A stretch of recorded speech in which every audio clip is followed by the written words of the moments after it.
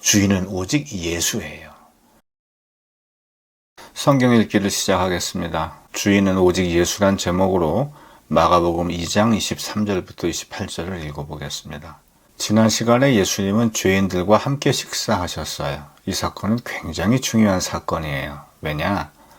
유대교에서는 전혀 보여줄 수 없는 모습이기 때문이에요.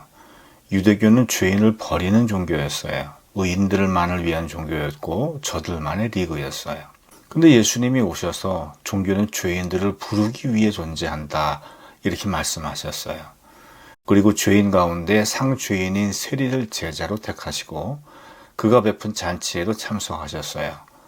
이런 사건이 있은 다음에 오늘 일이 벌어져요.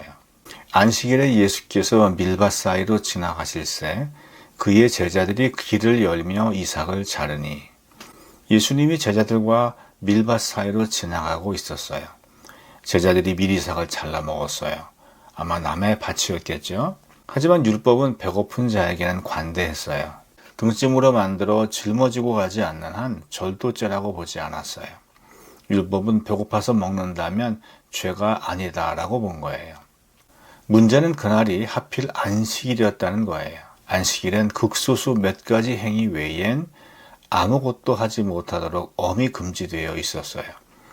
근데 밀이삭을 잘라 먹은 제자들에겐 4가지 안식일 위반 혐의가 적용되었는데, 첫째, 밀이삭을 톡톡 딴 건 추수행위, 둘째, 손으로 비빈 건 탈곡행위, 셋째, 입으로 훅 불어 결을 날린 건 키질행위, 넷째, 이 전체를 종합하면 음식을 장만하는 행위를 한 거예요.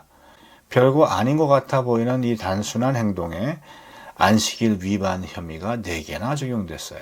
안식일은 10개의 계명 중 1개에 불과하지만 안식일을 어긴 것은 율법 전부를 어긴 것이나 다름이 없었어요. 왜냐?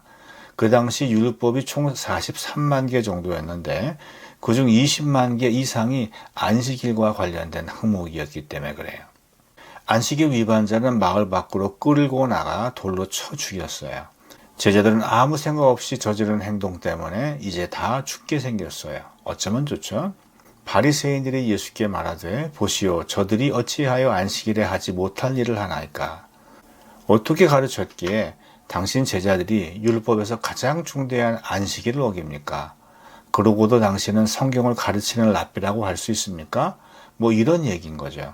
이 지적에 대해 예수님은 뭐라고 답하시나요? 예수께서 이르시되 다윗이 자기와 및 함께한 자들이 먹을 것이 없어 시장할 때에 한 일을 잊지 못하였느냐?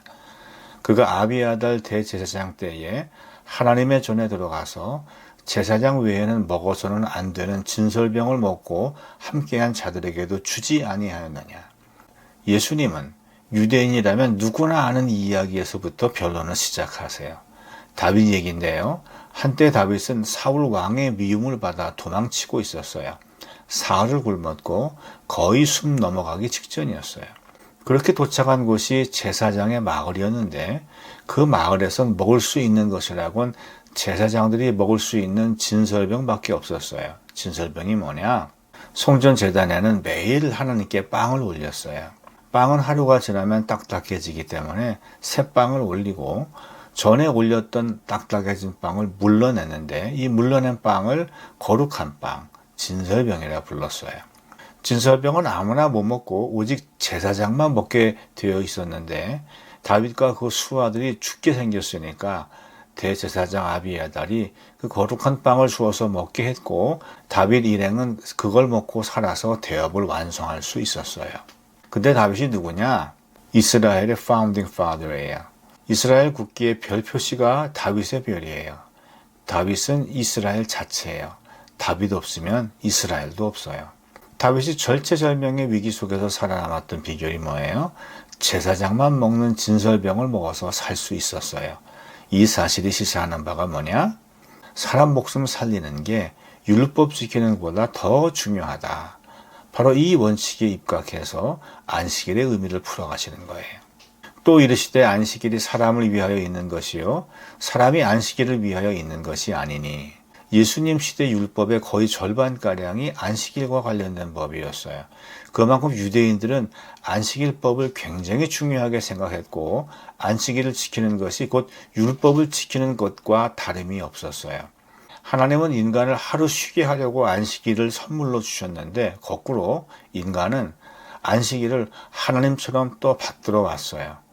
사람들이 하나님이 법을 주신 취지를 오해해서 안식일을 섬기는 우상 숭배에 빠져버리고 말았던 거죠.